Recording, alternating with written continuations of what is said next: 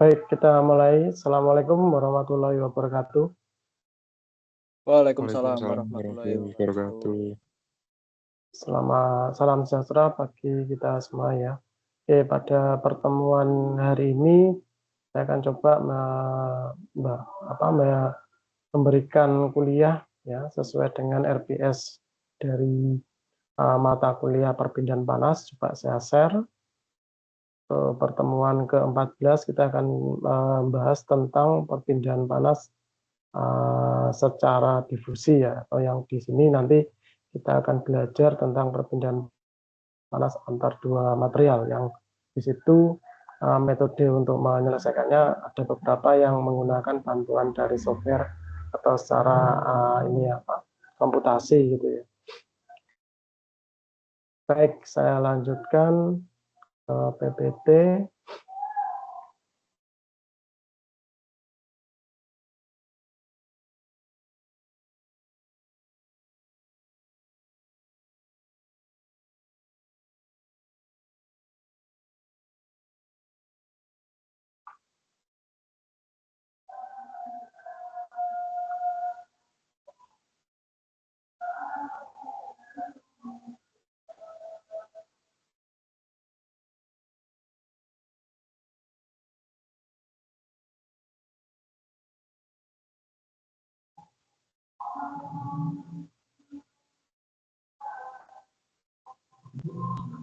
Oke, kita mulai ya. Jadi konsep di pertemuan hari ini adalah membahas tentang sebuah sistem dari perpindahan panas, di mana perpindahan panas yang terjadi itu berlangsung secara istimewa ya. Jadi tidak lagi berlangsung secara natural, tapi dia ada sesuatu yang dibikin atau membuat sistem perpindahan panas itu menjadi istimewa, yaitu dengan menambahkan luas permukaan sentuh atau luas permukaan yang terjadi perpindahan panas secara efektif di situ.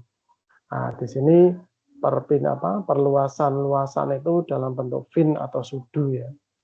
Kemudian dari fin tersebut ketika dari skema perpindahan panas melalui bentuk skema fin atau sudu, itu kita akan menggunakan teori atau menggunakan pendekatan-pendekatan mirip dengan pendekatan yang ada di penyelesaian-penyelesaian tentang elektrik ya, tentang sirkuit elektrik.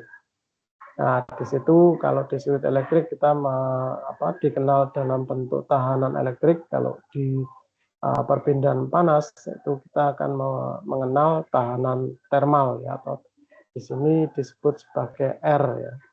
Kemudian nilai dari fin atau sudu itu karena bentuk dan susunannya pasti akan berbeda, tentunya dia juga akan mengenal dalam bentuk dari efisiensi ya. Nah, kemudian efisiensi yang di sini karena dia bekerja dalam bentuk sistem, maka di sini kita gunakan atau dikenal dalam bentuk efisiensi termal, ya, efisiensi termal dari sebuah fin. Nah, kurang lebih persamaannya ditunjukkan pada persamaan 3.97. Nah, kemudian seperti yang saya singgung di awal tadi, bahwa bentuk-bentuk fin itu tentunya dia akan memiliki bentuk-bentuk khusus ya. Yang ini ada beberapa kasus dari bentuk-bentuk fin yang ditabelkan di dalam tabel 3.5 ya. Yang pertama ini dijelaskan bentuk segi 4 atau square. Nah, kemudian dari bentuk itu secara geometri dia dijelaskan akan ada punya luasan dari fin, kemudian panjang dari finnya sendiri, kemudian luas sisi dari fin. Kemudian efisiensi dari fin ini bisa kita hitung menggunakan persamaan 3.94 yang ditunjukkan di kolom sebelah kanan ya. Terus dari bentuk kedua, ini berbentuk triangular ya. Triangular itu yang segitiga, penampangnya segitiga, meskipun dari perpanjangannya itu masih terlihat seperti segi 4 ya, tapi penampangnya itu berbentuk segitiga atau kerucut itu juga bisa. Kemudian bentuk seperti ini, rumus luasan dari fin itu ditunjukkan di rumus yang di kolom sebelah kiri. Jadi untuk perumusan luasan itu kita tidak bisa menggunakan rumus secara general, tapi khusus pada kasus-kasus yang spesifik. Jadi tergantung geometri dan bentuk dari fin seperti apa, itu yang nanti kita cari atau kita sesuaikan dengan yang ada di tabel 3.5 ini, kemudian kita gunakan rumus-rumus yang ada di situ sesuai dengan bentuk bangun yang sesuai dengan kasus fin yang hendak kita selesaikan. Kemudian dari efisiensi termal juga, itu juga akan berbeda ya. Nah, ini contoh misalnya yang di kasus triangular, efisiensi finnya, perumusannya berbeda dengan efisiensi yang ditunjukkan oleh kasus fin berbentuk rektangular pada persamaan 3.94. Oke, kemudian kita lanjut ke kondisi parabolik. Ya, parabolik di sini dia garis ini ya, garis solidnya yang di triangular dia berbentuk segitiga maaf. Kalau yang di parabolik itu agak sedikit melengkung ke dalam, jadi seperti kayak meruncing gitu ya, meruncing dengan tinggi runcingnya itu dia lebih ramping dibandingkan dengan yang di triangular. Kemudian masih di perumusan luas penampang, dia akan berbeda dengan dua kasus sebelumnya. Terus untuk perumusan dari efisiensi termal itu juga berbeda. Yang di sini ditunjukkan di perumusan 3.99. Terus lanjut berikutnya adalah bentuk circular fin atau berbentuk ini ya segi 4 ya. Nah, di sini sama luasan penampang fin itu perumusannya ditunjukkan secara spesifik. Kemudian efisiensi termal yang ditunjukkan oleh geometri atau bentuk fin tersebut dia dihitung secara berbeda pada persamaan 3.96. Terus lanjut ke bentuk fin pin atau berbentuk seperti ini ya pin yang kita tahu ya, seperti baut seperti batang-batang kecil gitu ya. Itu juga luas penampang atau luas permukaan dari fin itu dihitung dengan rumus yang berbeda, dan efisiensi termal itu juga dinyatakan dalam persamaan yang berbeda. Ini ditunjukkan di persamaan 3.100 ya, 3.100. Nah, kemudian parabolik. Jadi tabel yang 3.5 untuk sesi kedua atau bagian yang kedua itu cenderung dia menjabarkan skema-skema fin dalam bentuk batang-batang ya. Kalau yang di atas itu adalah permukaan sudu-sudu atau berbentuk sudu. Kalau yang di bagian yang kedua itu cenderung menyerupai batang, meskipun dia tiga bentuk itu sama ya. Ada yang skema rektangular, ada yang skema sirkular, ada yang skema parabolik. Oke, sampai di sini ada pertanyaan, monggo silakan sebelum saya lanjutkan. Ada Pak, saya mau nanya Pak. Silakan. Ini case di pekerjaan ya Pak. Kan di tempat saya itu ada sistem close cooling yang menggunakan heat exchanger ya Pak. Nah, betul. Kalau heat exchanger, yang saya mau tanyakan ini heat exchanger-nya itu tipe plate Pak. Jadi dia mendinginkan air panas menggunakan air laut. Betul. Nah, yang jadi pertanyaan saya, agar lebih efisien lagi itu mending diperlebar menggunakan heat exchanger yang platnya lebih lebar atau menambahkan heat exchanger dengan ukuran yang sama tapi 2 gitu Pak. Nah, itu butuh baik ya. Coba saya jawab. Kalau dari hitungan ya, itu kalau misalnya diperluas tentunya kan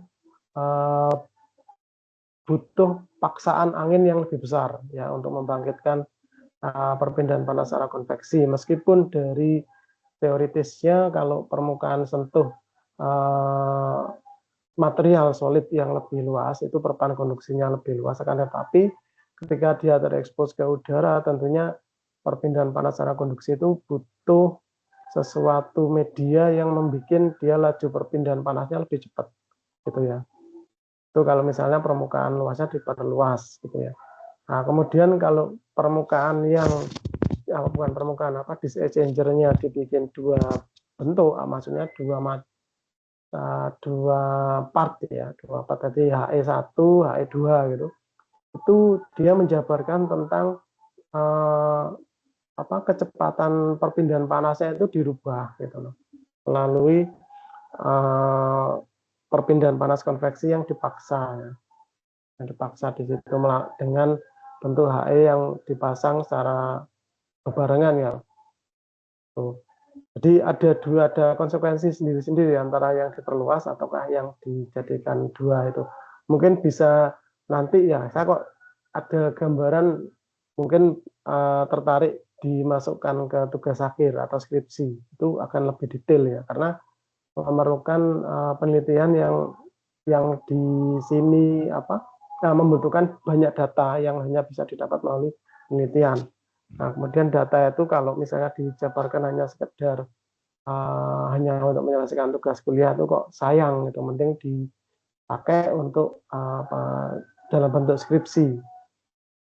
Itu saran saya seperti itu. Mungkin dari perpindahan panas konveksi dari fan-nya itu mungkin bisa dirubah speed-nya juga, kemudian dari material dari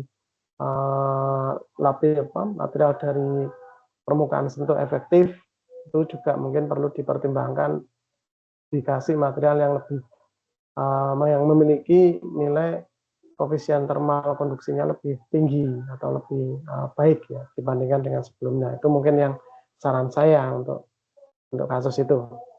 Ada lagi yang lain?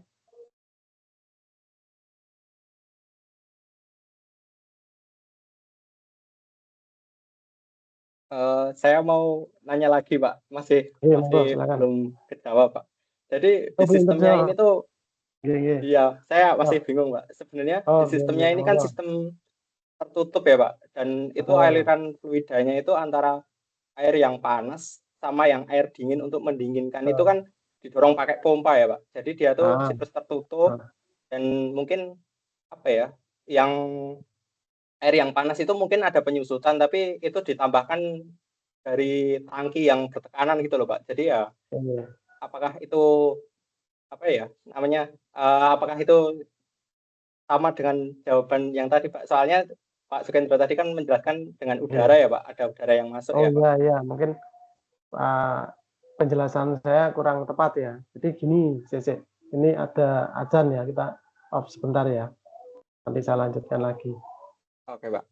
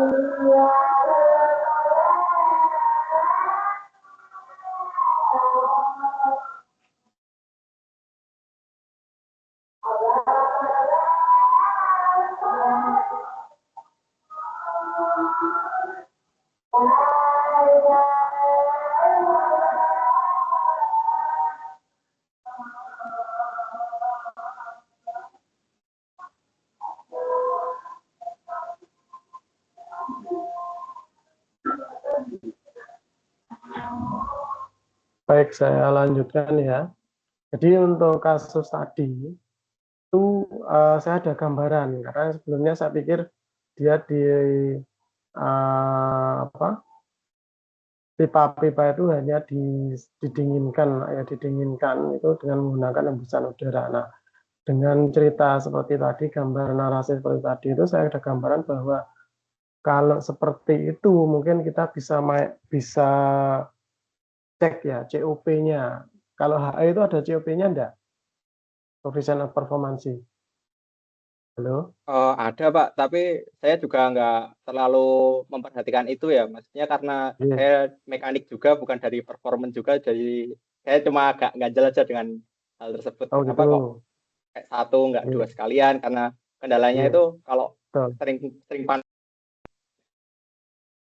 Oke, coba saya ini ya, kalau biasanya kalau membandingkan dua konstruksi atau konfigurasi mesin itu kita menggunakan parameter efisiensi mesin ya, atau performa mesin ya. Performa mesin kalau dari mesin yang dia ada mekanisme itu ada efisiensi mekanik, kemudian kalau dia mendinginkan itu ada COP, kalau pemanasan itu juga kita menggunakan COP ya. Nah, bentuk nilai itu biasanya dipakai untuk menilai efisiensi dari mesin ya. Jadi efisiensi itu kan dia membandingkan antara daya yang dibutuhkan mesin dengan keluaran yang dihasilkan oleh mesin. Kalau mesin tadi efisiensinya bagus, tentunya output yang dikeluarkan akan lebih tinggi dibandingkan dengan kebutuhan daya, gitu. Jadi patokannya di situ. Nah, kemudian nilai COP itu dia menggambarkan dari proses yang berlangsung di dalam sistem. Nah, sistem di sini adalah mesin. Kalau di kasus tadi itu adalah HE ya.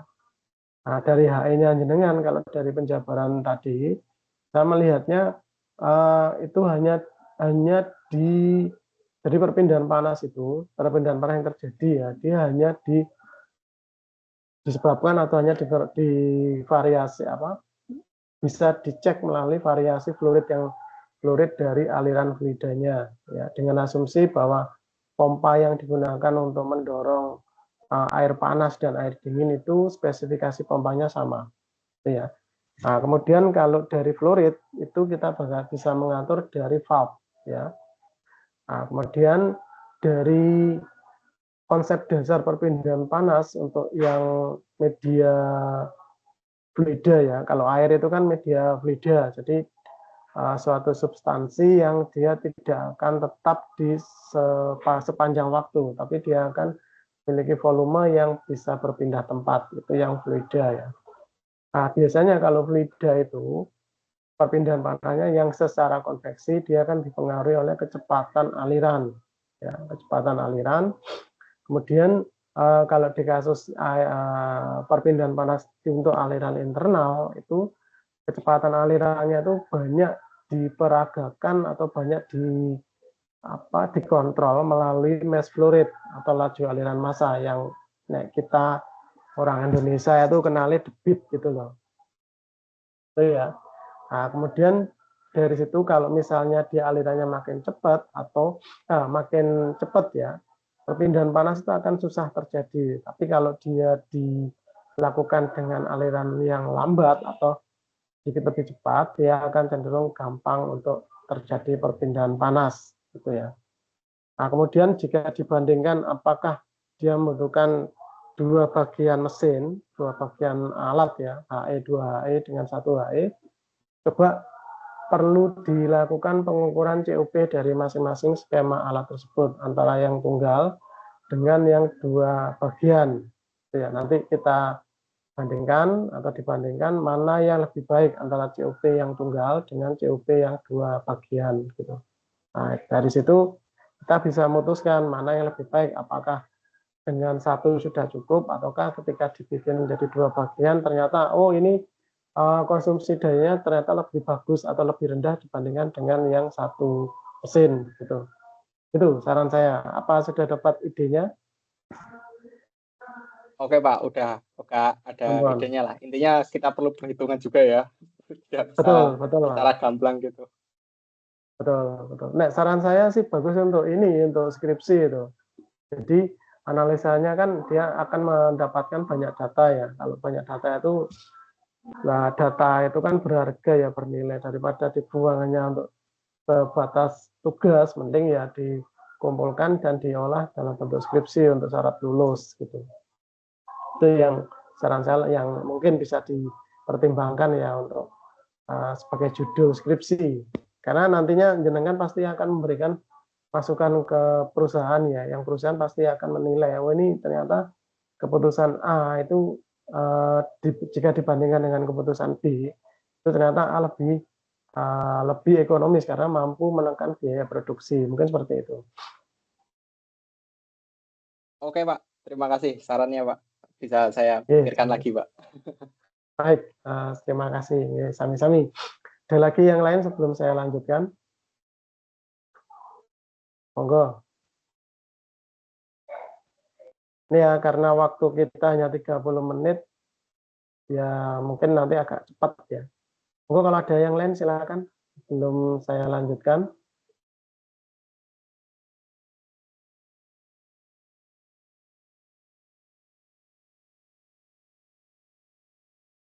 Tidak ada? Baik, kalau tidak ada saya lanjutkan ya. Terus berikutnya ini bentuk parabolik ya. Ini skemanya sama dengan yang di atas, cuma perumusan untuk menghitung luas selimut dan efisiensi dari bentuk fin seperti ini, dia akan berbeda dengan konsep dari skema-skema sebelumnya. Nah, untuk kasus parabolik dia ditunjukkan di persamaan 3.102. Ya.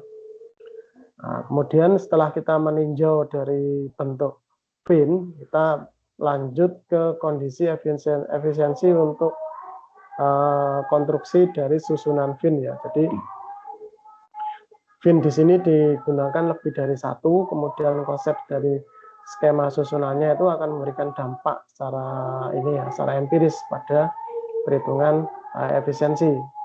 Nah, di pembahasan ini akan kita bahas tentang efisiensi surface secara overall ya. Nah, persamaan yang kita gunakan di persamaan 3.103. Kemudian konsep dari fin yang kita gunakan, gambar skemanya ditunjukkan di gambar 3.21. Untuk kasus A itu adalah rektangular atau segi 4, kemudian kasus yang B itu adalah anular ya. Anular itu yang mengelilingi anular itu. Nah, kemudian persamaan ini jika finnya lebih dari satu atau di sini disebutkan bahwa susunannya n fin, kemudian masing-masing permukaan area itu adalah AF atau luas permukaan fin. Kemudian area dari permukaan utama dibuat sebagai AB ya. Sehingga total dari permukaan sentuh efektif itu ditunjukkan di persamaan 3.104 ya. Kemudian untuk kemungkinan maksimum laju perpindahan panas yang akan dihasilkan jika memasukkan semua permukaan fin serta bagian base yang terekspos ke udara, maka dapat yang bisa dimaintain ke temperatur TB, body ya, temperatur body, TB ini temperatur body, maka total laju perpindahan panas secara konveksi dari fin dan badan atau dari bagian body ini dapat dirumuskan sebagai dalam persamaan di bawah ini, persamaan 3.105 hingga persamaan 3.106 ya. Ini melalui total dari luas penampang yang dibentuk oleh bodi dari fin tersebut dengan memasukkan dari luas penampang dari masing-masing fin dan luas penampang dari bodi pembawa fin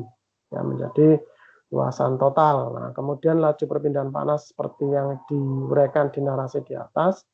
Ini laju perpindahan panas efektifnya totalnya ini dapat dihitung menggunakan persamaan 3.105 hingga 3.106. Oke, berikutnya ketika kita sudah tahu laju perpindahan panasnya, maka kita bisa hitung tahanan termal ya dari sistem yang berada atau yang disusun oleh rangkaian fin tersebut. Ya, ini ditunjukkan melalui gambar 3.22 dalam dua skema yang berbeda ya. Untuk yang skema A ini fin yang diintegrasikan dengan base ya, dengan yang body. Kemudian kalau ini fin yang ditanam ya, ditanam pada base. Nah, diintegrasikan maksudnya dia dicor langsung ya. Jadi fin dengan base itu disambung melalui cor-coran dicor secara pengecoran secara equilibrium. Ya, kalau yang di kasus B ini dia ditanam ya, disambung bisa menggunakan las, bisa menggunakan join ya. Join screw join atau penyambungan melalui bantuan mur dan baut gitu ya. Itu ya, gambar 3.22. Terus berikutnya ini adalah contoh soal. Jadi sebuah kasus ya dari sebuah silinder engine ya dari sepeda motor ini dibuat menggunakan aluminium alloy paduan aluminium seri 2024 T6 ya. Dan kemudian dari desainnya atau dari geometrinya dia memiliki tinggi H sekitar 0,15 meter dan diameter luar itu 50 mm. Kemudian di bawah kondisi operasional yang tertentu, permukaan terluar dari silinder ini temperaturnya 500 Kelvin dan terekspos ke udara ambien pada temperatur 300 derajat Kelvin. Dengan koefisien konveksi 50 watt per meter persegi Kelvin. Ya. Terus bentuk fin anular itu diintegrasikan atau dipasang dengan menggunakan casting atau dicor ya. Dengan silinder tadi dia bertujuan untuk meningkatkan perpindahan panas ke udara sekitar ya. Pertimbangkan dari silinder blok itu dia terdapat 5 fin ya, 5 fin yang ketebalannya 6 mm dan panjangnya 20 mm. Dan space yang di antara fin itu diasumsikan sama. Nah, ini berapakah kenaikan perpindahan panas yang disebabkan karena penggunaan fin-fin tersebut. Itu ya. Dan ini penyelesaiannya yang pertama diketahui itu kondisi operasional dari fin untuk sebuah silinder sepeda motor. Kemudian ditanya kenaikan dari perpindahan panas yang disebabkan karena penggunaan fin-fin tersebut. Skema dari fin ditunjukkan di gambar di bawah ini dengan dimensi dan ukuran-ukuran seperti pada gambar ya. Nah, kemudian arah perpindahan bukan arah ya, perpindahan panas secara konveksi juga skemanya ditunjukkan sebagai berikut. Terus asumsi yang kita gunakan yang pertama adalah kondisi steady state. Terus yang kedua adalah konduksi radial satu dimensi dari dalam fin. Terus yang ketiga adalah properties yang dimiliki oleh fin atau dan udara sekitarnya diasumsikan konstan. Yang keempat, pertukaran radiasi diabaikan dengan surrounding. Terus yang kelima, koefisien konveksi diasumsikan seragam, ya, itu tidak terjadi distorsi ya melalui semua permukaan dari fin tanpa atau dengan menggunakan fin. Terus properties dari kasus ini kita gunakan tabel A1 ya untuk material aluminium seri 2024 T6 yang saat saat perpindahan panas berlangsung di dalam sistem temperaturnya 400 derajat Kelvin. Nah, kemudian koefisien konduktivitas termal sekitar 186 watt per meter Kelvin. Nah, kemudian analisa dengan menggunakan laju perpindahan panas di persamaan 3.106, maka kita bisa hitung laju perpindahan panasnya didapat sekitar 690 watt. Nah, persamaan 3.106 ini juga menghitung memberikan rumus yang bisa kita gunakan untuk mencari data. Misalnya di sini luas penampang atau luas limit dari fin itu ada di situ. Kemudian ada efisiensi termal, itu bisa kita hitung dengan menggunakan persamaan 3.106 ya, 106. Nah, di sini laju perpindahan panasnya didapat sekitar 690 watt. Kemudian tanpa menggunakan fin, perpindahan panasnya dapat dihitung sekitar 236 watt, sehingga selisih perpindahan panas akibat dengan adanya fin itu sekitar 450 watt. Jadi dia semakin meningkat laju perpindahan panasnya. Nah, ini komen atau komentar ya. Yang pertama, ketika fin dari tadi meningkatkan secara signifikan perpindahan panas dari silinder, pertimbangkan suatu perbaikan dapat tetap dilakukan dengan meningkatkan jumlah dari fin ya. Jadi dengan fin yang ada itu sudah terlihat perbaikannya, maka ketika kita ingin mengoptimalkan laju perpindahan panasnya, maka jumlah dari fin dipertimbangkan untuk ditambah gitu ya. Kemudian kita dapat mengakses kemungkinan dengan menghitung nilai Q laju perpindahan panasnya sebagai fungsi dari jumlah fin N ya. Pertama-tama dengan menetapkan bahwa ketebalan fin itu sekitar 6 mm dan kenaikan dari jumlah fin dengan mereduksi space di antara fin-fin tersebut ya. Itu pertimbangannya ketika kita memutuskan untuk menambah jumlah fin. Terus kemudian untuk clearance yang dari sebuah fin ini dia berukuran 2 mm untuk masing-masing fin di ujung ya, di bagian ujung dan susunan ujung dari susunan ya, ujung dari arraynya. Kemudian gap fin minimum itu mungkin bisa tercapai pada 4 mm. Terus jumlah maksimum yang diizinkan untuk fin itu sekitar ini ya, sekitar 15 ya, sekitar 15. Dan parameter kalkulasi perhitungan parametriknya ini akan mengikuti tabel ya, gambar kurva yang di bawah, distribusi data pada kurva di bawah ini ya.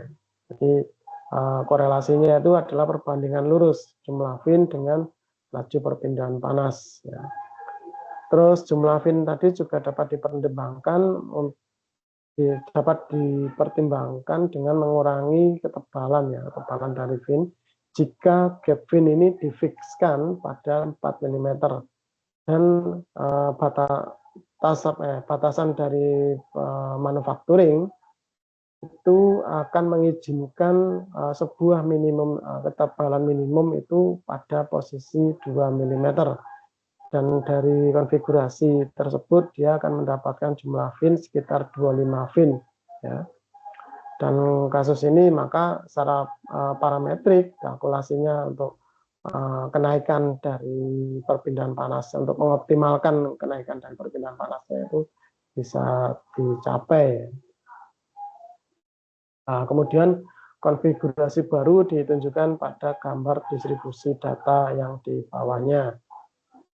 Oke, terus kemudian untuk yang Codman yang kedua, Ini permukaan extend, model extend surface ini dipilih di dalam seksi yang diperluas atau yang diperpanjang pada IHT yang menyediakan penyelesaian model-model penyelesaian yang sesuai ya untuk kedepannya, untuk kelurusan pin dan untuk pin lurus ya, pin sirkular dan pin ini ya, strike pin dan circular pin. Kemudian untuk susunannya sendiri ya, sehingga model yang memasukkan hubungan efisiensi itu lebih jelasnya ditunjukkan di gambar 3.19, 3.20 dan tabel 3.5. Oke, sampai di sini ada pertanyaan, silakan. Monggo silakan kalau ada pertanyaan.